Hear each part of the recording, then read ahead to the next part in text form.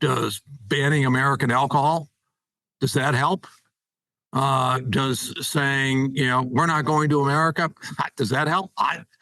Those are decisions for Canadians on an individual basis, to make.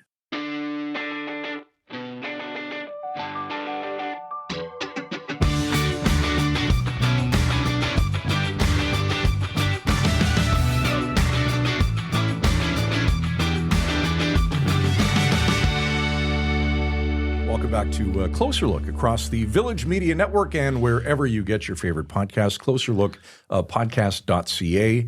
And of course, you can throw us a subscribe on YouTube at Closer Look Podcast. I'm Scott Sexsmith. This is Michael Friscolanti, our editor-in-chief. It's Friday. We made it to the end of the week and a huge show tonight. Yeah, look at all these papers. We look like we have so much going on. There's 50 pens. We look like we know what we're doing. Yeah, you know what? We have spent a lot of time prepping for this. We do have a big guest on today, Pete Hoekstra. He's the U.S. ambassador to Canada under Donald Trump. He's been the ambassador since April. Right. From Michigan. Yes. You know what's ironic? He got appointed the day after Mark Carney won the election. Yes, that's right. I wonder if President Trump was waiting to see who won the election before, and I'm sure that's not the case. No. But to your credit, you have reached out to them a couple months ago asking for him to come on, and this has been kind of booked in the calendar for a little while. Yes, circled. Yeah, and I don't think we're going to solve all the trade problems facing our country in the next half an hour. But great opportunity to chat with a very seasoned, experienced politician and diplomat who's been around the block. He's been doing this for a long time, and definitely an interesting guy.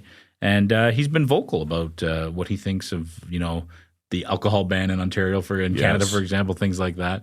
And so it'll be fascinating to chat with him. Very pleased to be joined by U.S. Ambassador to Canada, Pete Hoekstra, on Closer Look tonight. Mr. Ambassador, we appreciate the time. Great to see you. It's good to be with you. I think we'll find out, right? That's what all our guests say. That's right. Yeah. We'll be gentle. Ambassador, as we record this today, the world is watching as the FBI continues to investigate the shooting death of Charlie Kirk, a well-known conservative political activist who was close to President Donald Trump.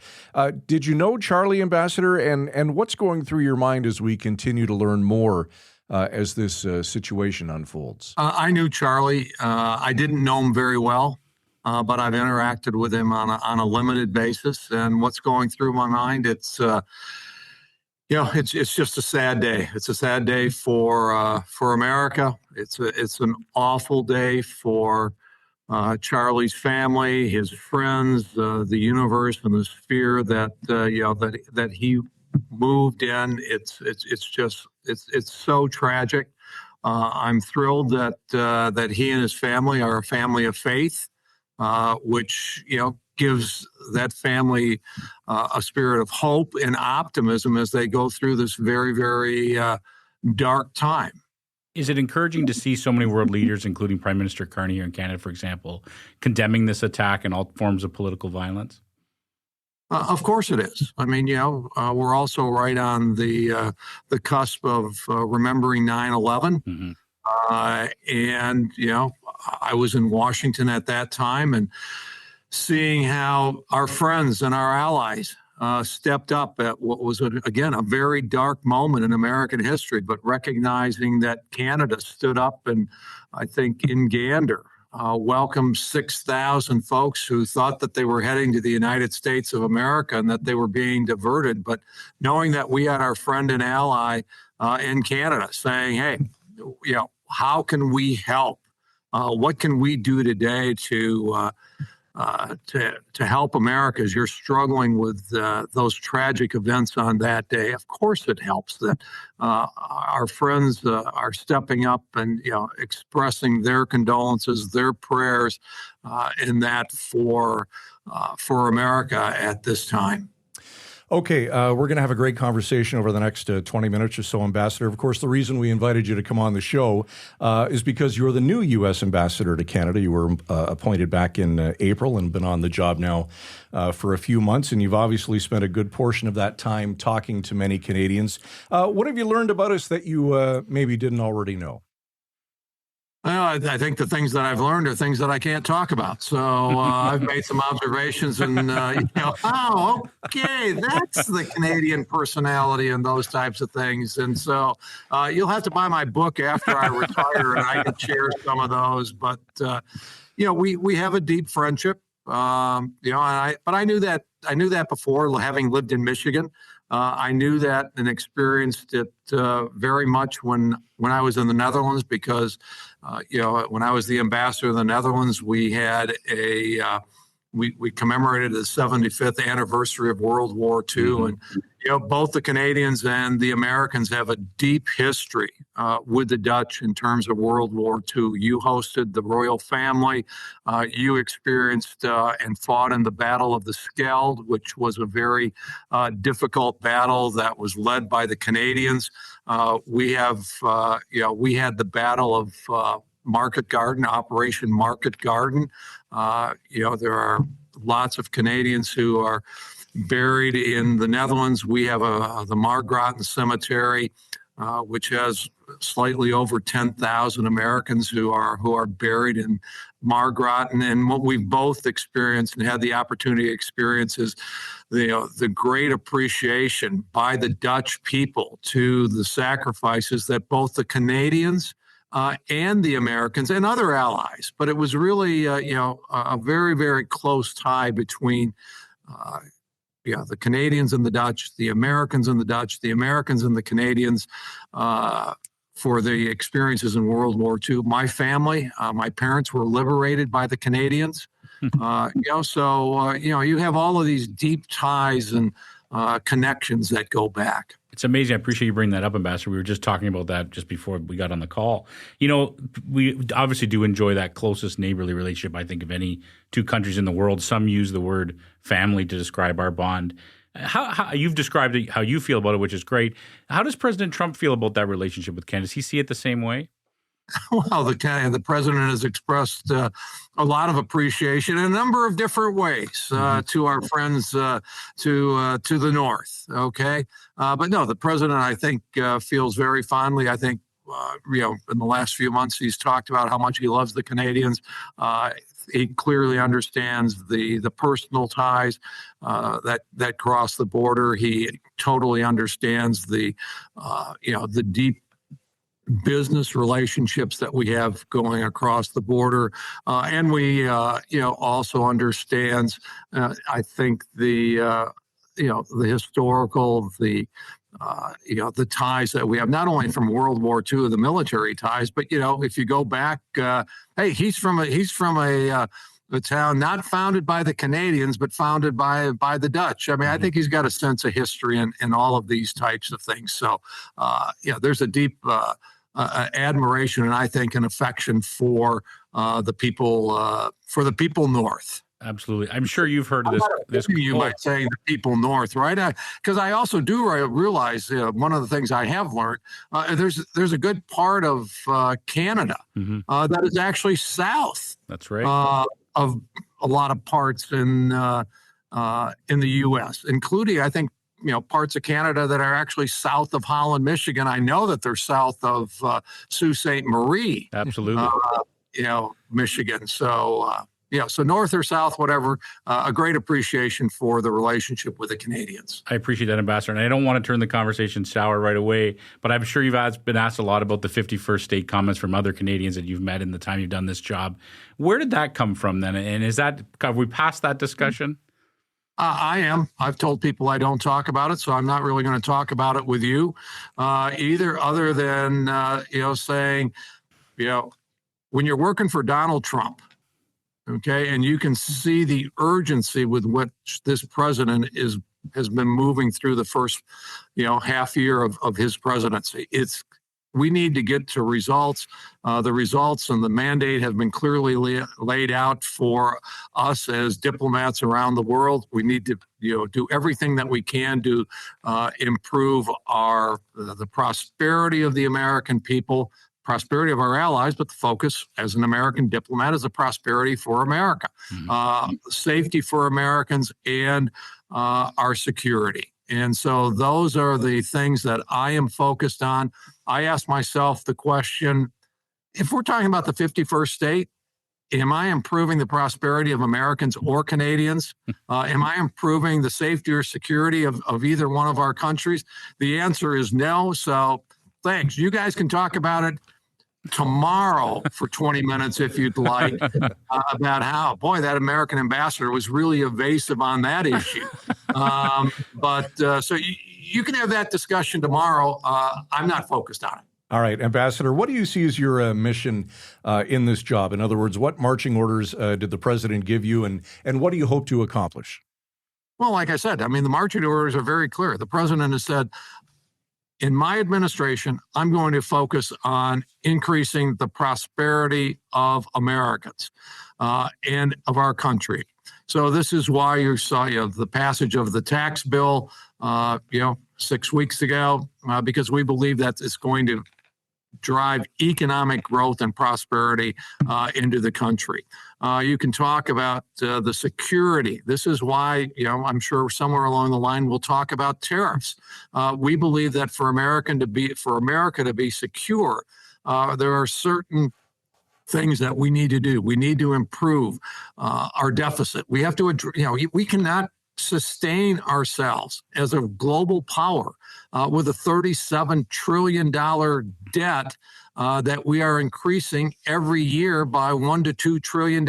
We had to address our own financial house for security. We needed to make sure that the key industries and technologies to make America strong from a military standpoint, we had to protect. So that's where you get into copper, steel, aluminum, and those types of things. To make America safe, needed to get our border under control, stop illegal immigration into the country, stop the flow of fentanyl into the country, and those types of things. What do I hope to accomplish? I hope to accomplish at the end of my tenure here is that we can go back and we can say we've made progress in each one of those areas. Is it going to be transformational? No, we've got a history between our two countries of more than 100 years of working on those same kinds of issues.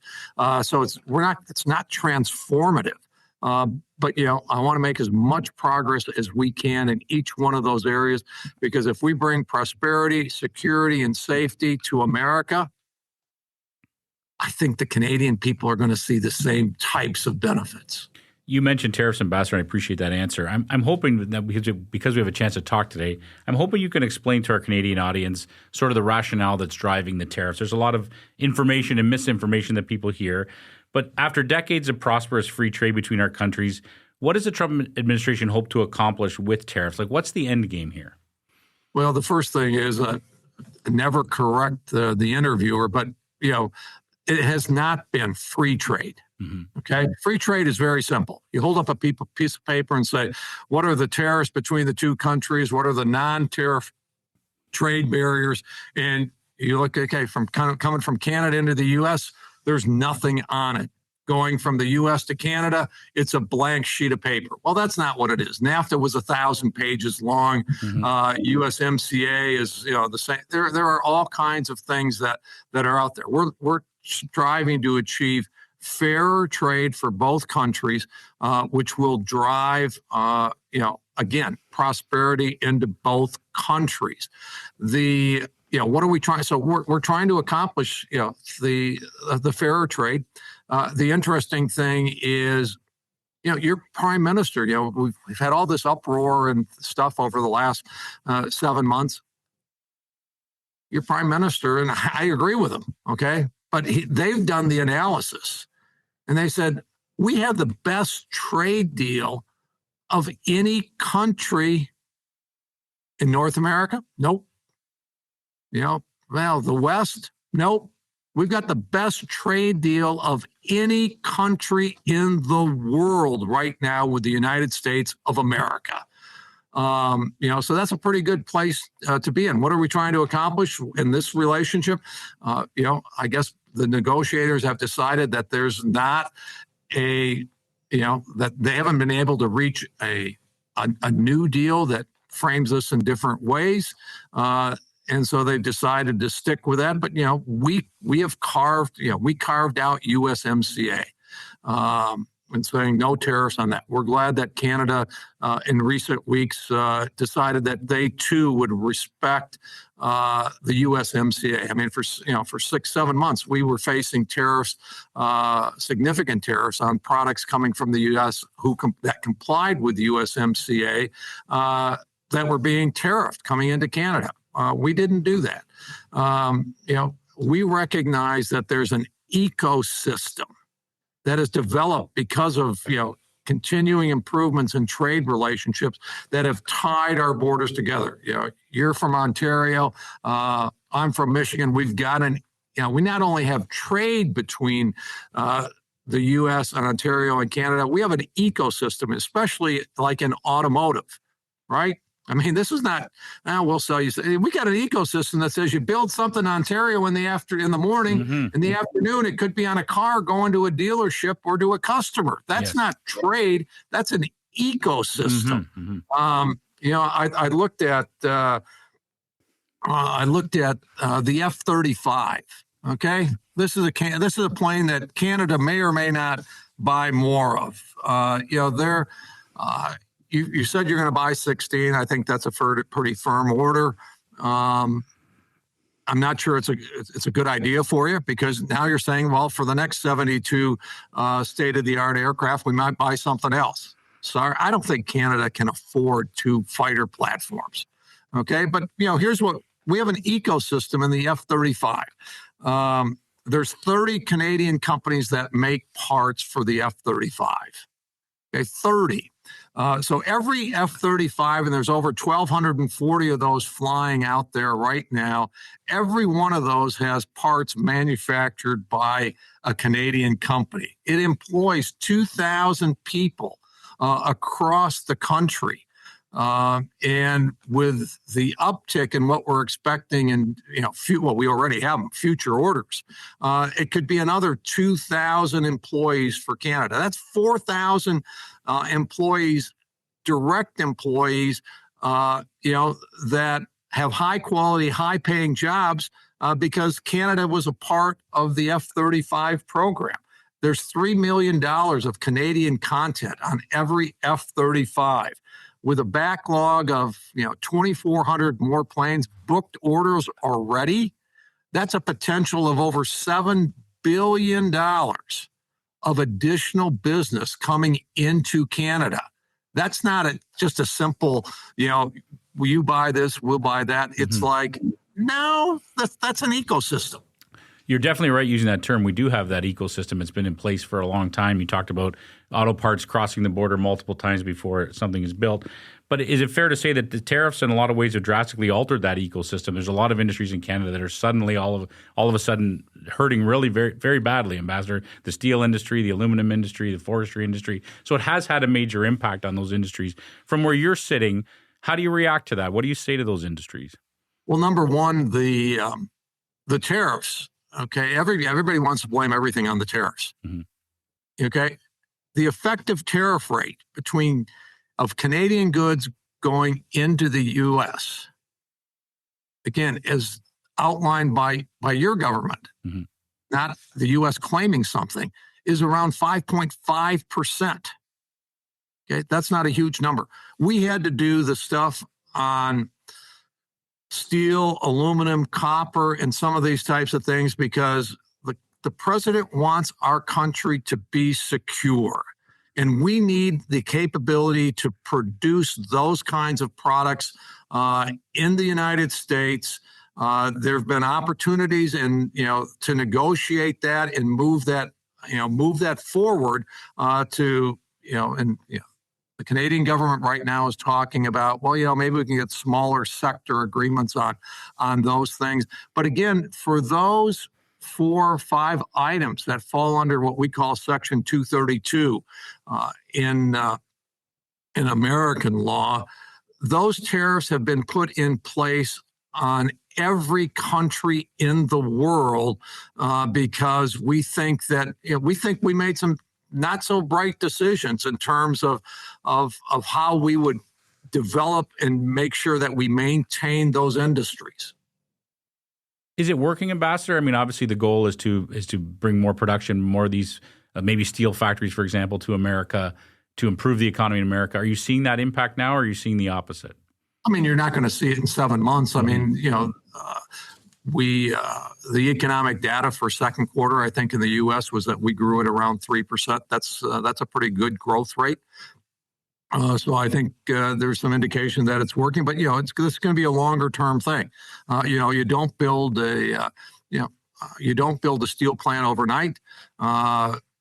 Aluminum is even tougher because not only do you need the smelters, but more importantly, you need the electricity. They are vast consumers.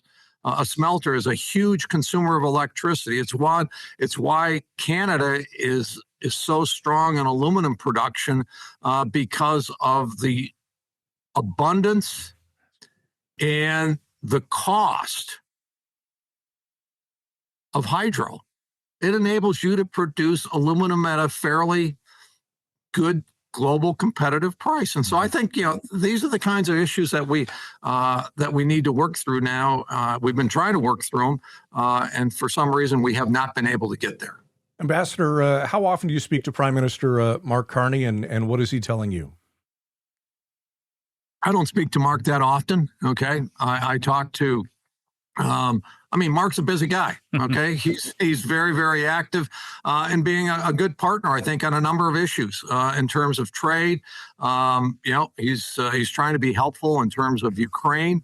We're very much looking at, a commitment and a partnership that Canada has had towards Haiti for an extended period of time. And, that's going to be discussed at the UN in the coming days. But, I have total access to the chief of staff, to the folks in his government that I need to have access to. Plus, why does Mark Carney need to talk to me? He can just get on the phone or text Donald Trump. So it's kind of like, okay, I'm going to try to work this out with Pete, or I'm going to talk to Donald. I'll tell you, I know exactly where I'm going. It's kind of like, hey, I like Pete. I hope he likes me. But I'm going to call the president, and I might, the wonderful thing about the president, because I'll call him and he answers the phone. I'm always amazed when it's kind of like, Mr. President, you're way too busy to answer my phone calls. Okay, I could have just left you a message. And so I hate to say it, but Mark might have a better chance to have the president picking up the call than me. I do want to ask you this, Ambassador. I don't know if you've seen our Ontario Premier Doug Ford is very vocal about speaking out against some of the moves by the Trump administration, has talked openly about wanting to sit down with President Trump. Have you ever had a chance to meet with Doug Ford? No, absolutely. Yes. I mean, Doug's a great guy. He gave me one of your slightly odd-shaped Canadian footballs. Okay. And no, we had he brought in a couple of the parliamentarians that serve in the provincial parliament, Dutch heritage from around the Niagara region. They brought me some Dutch pastries. Diane and I loved it. So no, I've had the opportunity to talk with Doug, and of course, I mean, it being part of the Trump administration, it's kind of like, I watch what happens in the media. I watch what Doug says, as does the Trump administration. And they're a very media savvy bunch. Everyone's wondering if he brought you a bottle of Crown Royal, but I won't ask you that. Can you tell us any more details about your meeting with Premier Ford? Did anything come out of it? Was anything accomplished from your meetings with him? Well, it was early in my tenure here, and we've had the opportunity since then to talk about a couple of different issues. And obviously, Doug is on a different page than where the U.S. administration is, and so So no, I haven't moved Doug to a point where I can get him to be a strong advocate for the Canadian-American relationship. We have to keep working on it. We know you only have a few more minutes, so I just have a couple more questions. We just have a couple more questions. You did mention the border. You mentioned fentanyl. Lots of discussion in the last few months about the flow of fentanyl coming from Canada across to the U.S. side of the border. Do you have figures on that, Ambassador? Do you know how big of a problem that is for you? It's a big enough problem that, that we're paying attention to it. And the other thing is it's potentially bigger. As you see, number one, the president's taking this, and his team have made it very, very clear. 50,000 Americans per year losing their lives to fentanyl is 50,000 too many. Canada proportionally is losing the same number of folks. This should be very much a Canadian-U.S. operation to stop the flow of fentanyl. We've been very successful in improving the situation on our southern border, but all the information that we're gathering from our law enforcement, for our intelligence folks, and these types of things is that the cartels and such, they're looking for other avenues now into the United States. They're looking into other places to process and manufacture some of these goods. We want a strong partnership in securing the border and, more importantly, law enforcement data sharing so that we can identify, the threats that we both face. Ambassador, Canadians are traveling a lot less to the United States. Does that concern you? Sure. I mean, what they do is they just don't get to see a wonderful part of the world. I enjoyed, Diana and I have enjoyed traveling through Canada. And like I said, I sometimes have a little bit of a hard time understanding this. Okay. You have the best trade relationship of anybody in the world, the best trade tariff rate of anybody in the world. And we're, in the coming days, we're going to see that the process is going to evolve to, reviewing, USMCA. Okay. Does banning American alcohol, does that help? Does saying, we're not going to America, does that help? Those are decisions for Canadians on an individual basis, to make. Okay. We're doing everything we can to strengthen this relationship, to grow this relationship. If you have an ecosystem, and we know how long it took to develop this ecosystem. But if Canada decides that, from an economic and manufacturing standpoint, that ecosystem is no longer valuable to Canada and to the economy of Canada, that's okay. I think it would be hard to recreate that ecosystem, and there would be significant hardship as you transfer from that to try to create a new one. But again, that's a decision that is made by a sovereign state. I talked a little bit about defense. If Canada decides that, they're going to go it alone on defense, and we're going to move away from the interchangeability and interoperability that the United States and Canada have shared for so long, that has been so effective and has been so cost effective. But if they want to go it alone and be the only plane in the only country in North America that's not using American equipment, that's a decision that you need to make. But remember, a lot of that equipment, I went through General Dynamics about a month ago. Mm-hmm. I didn't go through General Dynamics in the U.S. I went through General Dynamics in London, Ontario. They employ 1,800 people. Yes, the logo on the outside of the building is the logo of an American company, but it's 1,800 Canadians that are employed there. The hardware that is built there, the armored personnel carriers, they're sold to Canadians. The day that I went through there was also another foreign government that was at the facility, because they were looking at the American facility in London, Ontario, to provide armored personnel carriers to them in somewhere else in the world. If you say, hey, we don't want American military and footprint, we're going to develop our own. It's kind of like, okay, we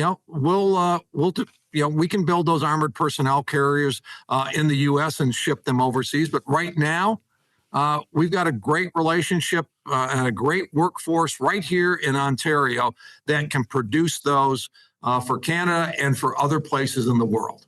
You make a great point. We do have the best trade relationship, the best trade deal of any country in the world. I think the concern we hear from Canadians is all the sudden uncertainty of it all. So we have this deal in place, but then we're hearing this one day there'll be a 50% tariff added to this industry, a 25% tariff added to that industry.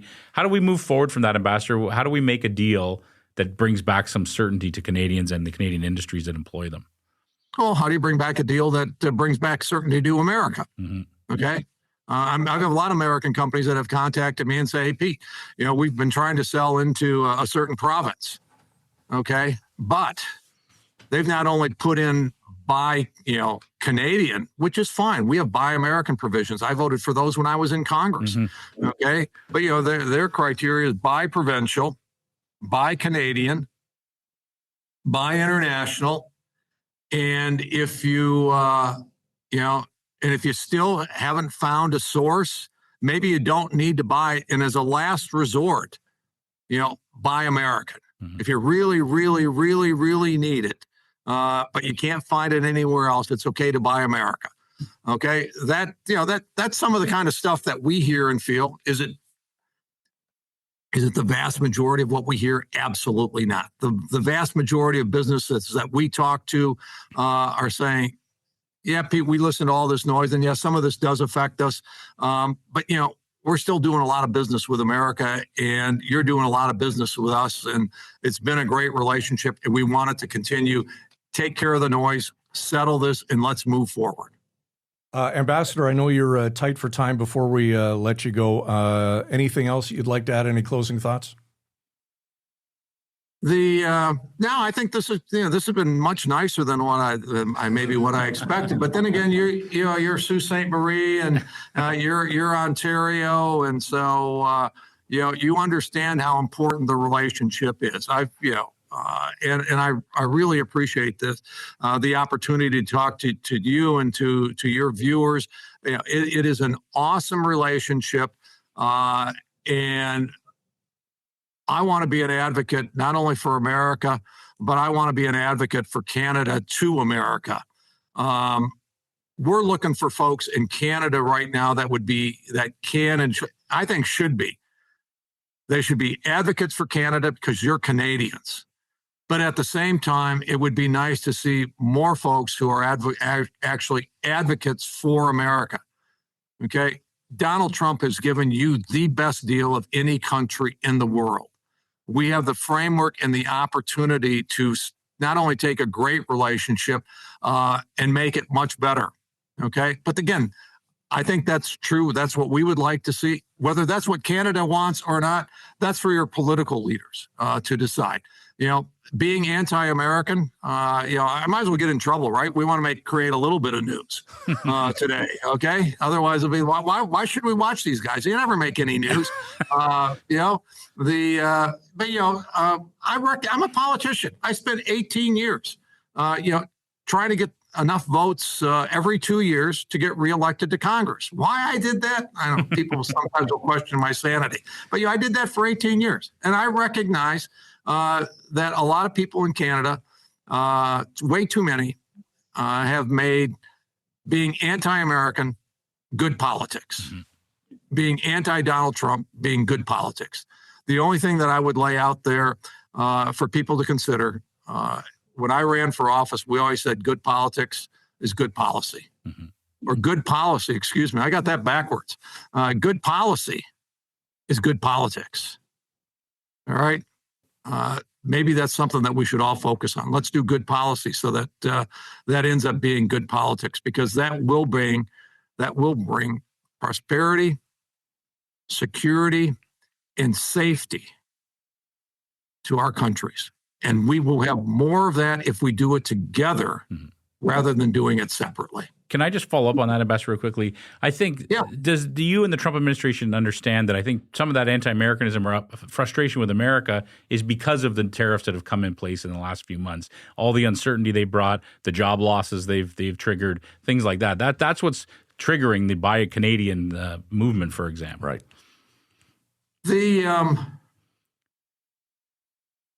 No. You've got the best trade deal, okay?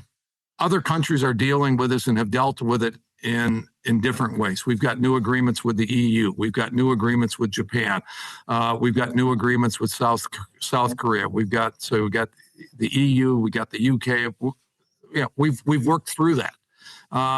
You continue to still have a better tariff deal than any of these countries in the world today. Is there uncertainty? Yes, but it would have been negligent on the part of American leadership to not address the problems that we faced. We had a long-term issue in terms of ensuring prosperity for the American people, a long-term issue with security and safety.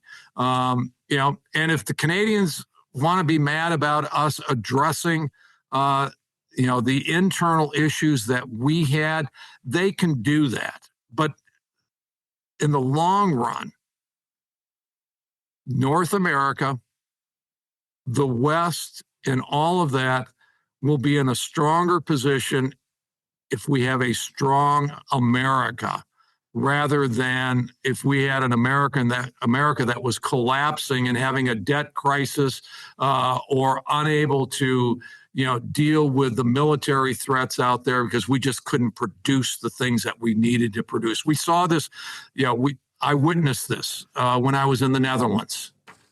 Okay. NATO was totally unprepared to deal with Russia. And what happened? Donald Trump raised the alarm on that for 4 years. And NATO laughed at Donald Trump, and NATO laughed at the United States of America. And as soon as Donald Trump was out of office, Russia invaded Ukraine.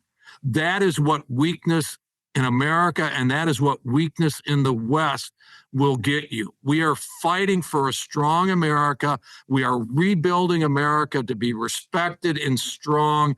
And I believe the West, and particularly Canada, because we share a 5,000-mile border, we have these ecosystems in place. Those ecosystems can grow and benefit Americans and Canadians. We've created lots of wealth on both sides of the border because of this relationship. Give us a break, not because we're trying to do the things that we need to do to strengthen America. Mm-hmm. I think, this has been a great end to the conversation. The other concern I think that some Canadians have is the last USMCA was negotiated by the Trump administration. That's the deal that's currently in place. What kind of assurances can you give Canadians that when we negotiate the next deal or figure out hammering down the next agreement, that it's one that's going to stick? Hey, who was the one that I love this because people ask me when we were in Europe dealing with NATO funding, all right, why do we need to pay for NATO? It's kind of like, well, because you said you were going to. Mm-hmm. And, Donald Trump doesn't support NATO. You're in the Netherlands. Donald Trump doesn't support NATO. And you kind of look and say, well, I don't know. We're paying 3.5% for military defense spending. You're spending 1.3%. I think we're spending on, and we're thoroughly committed to NATO, but if you're well below the commitment that you made, it appears that you're not committed to NATO. And the Dutch would hate that argument, right? Yes. But it's kind of like, I don't know, I'm kind of a simple guy. Just give me the facts. Mm-hmm. And the same thing here is on, USMCA. Who was the first country that started to undermine USMCA? Who imposed tariffs on USMCA compliant products? It was not the United States of America. We've always had a carve out for USMCA, and it's always been what's ever in the agreement. We were the ones that woke up one day and said, specifically, we're going to put tariffs on products that are in USMCA, which is a violation, I think, of USMCA. You might find a lawyer who would be willing to make that case if you paid him. We're the ones that are watching provinces undercut the spirit of the USMCA by saying, we're not even going to allow a single one of your products into the United States. We're going to, the spirit of the USMCA, we're going to tell our citizens not to travel to America. Okay, that's the spirit of the USMCA. We're not banning Canadian products. Diane and I, we just celebrated our 50th anniversary. We're going to be in Vancouver for business, and we said, you know what? Our keystone event for this 50th anniversary is we're going to spend a lot of money in Canada, and we're going to travel from Vancouver to Banff on the Rocky Mountaineer. The train? Oh, what's the train called? I think it's the Rocky Mountaineer. It escapes me. Yeah, but it was a phenomenal trip, and we could have said, "Well, we're in Vancouver. Let's go down to Seattle, and we'll spend all this money instead of spending it on a train in Canada, which was an awesome experience. We'll just spend it in America." Yeah, that's kind of like, now that's crazy. Okay, that's not how we feel about Canada. That's great. Well, happy anniversary to you and your wife. That's an amazing. I think the only solution then, Ambassador, is for you to come on once a week, and we'll have a weekly conversation about how we can solve all the problems that are impacting the two countries. Or maybe we can invite President Trump on one of the calls. I think that should be, when you speak to the president next, just mention he needs to jump on this podcast. And how much fun you had. Yes. Well, yeah, I very much enjoyed it. I'd be more than willing to be on at least once a week. Twice a week is good. Yeah, twice a week. Yeah, we'll see we'll see how long it takes to get another invite from you. Amazing. It will not take long. It will not take long. Okay. Great conversation. Thank you very much for your time. U.S. Ambassador to Canada, Pete Hoekstra. Ambassador, thanks for the time. We appreciate it. Thank you. I'm passionate about this relationship. I want it to be great. Well, I feel like the only thing that's missing is a bottle of Jack on the table after that discussion. I know. Oh, what a character. He was great. He was terrific. He was great. We could have chatted for 6 days. And well, apparently he's coming on every week. Yeah, well, that's a weekly segment. It could be like a closer look with Pete Hoekstra. The offer is serious. President Trump is always welcome to come on the shows. Hopefully, we now have a direct line to the U.S. president. We do. Ambassador Hoekstra seems to. At least that's what we're going to tell people. Yeah, we're going to tell people. Well, we're telling everyone right now. Right. He said that he chats with them on a regular basis and briefs them on what's going on. So who knows? You never know what can happen. But it just, to me, that conversation just goes to the root of just how complex these issues are. Yeah. And the various, I don't want to use the word spin, but the various points people have across the board on this, right? We do have a great trade deal with America. That's been the basis of our trade deals for the last few decades, right? But there's a lot has changed in the last few months. We're seeing all these kind of ad lib, here we go, 50% here, 25% there. And it's not clear what could happen in the next week and the next month. So that's part of the challenge. And so a lot of Canadians are anxious about what's going on and wondering what's going to happen and what the end result would be. The other thing is down the line of next year, we're going to be renegotiating the current agreement. Right? There's lots of discussions. Yeah. There's a lot of behind the scenes things happening right now. It'd be amazing to be a fly on the wall in Pete Hoekstra's office for a week and just hear the conversations he's having with those people. Yeah, unbelievable. Hearing him talk about meeting Doug Ford was great too. Obviously Premier Ford has been trying very hard to get the ear of Donald Trump since he was elected, and clearly he was able to spend some time with the U.S. ambassador. So absolutely, he's working his way up there. All right, good chat. Great week. Closerlookpodcast.ca. You can sign up and subscribe. We'll send you brand new episodes right to your inbox every single day. Good week. Have a great weekend. You as well. All right. For Michael Friscolanti, editor-in-chief here at Village Media, I'm Scott Sexsmith. Thanks for watching this week. Have a wonderful weekend. We'll see you Monday night at 7 right here on Closer Look. Frisco and Scott's Wardrobe provided in part by Moores, Sault Ste. Marie.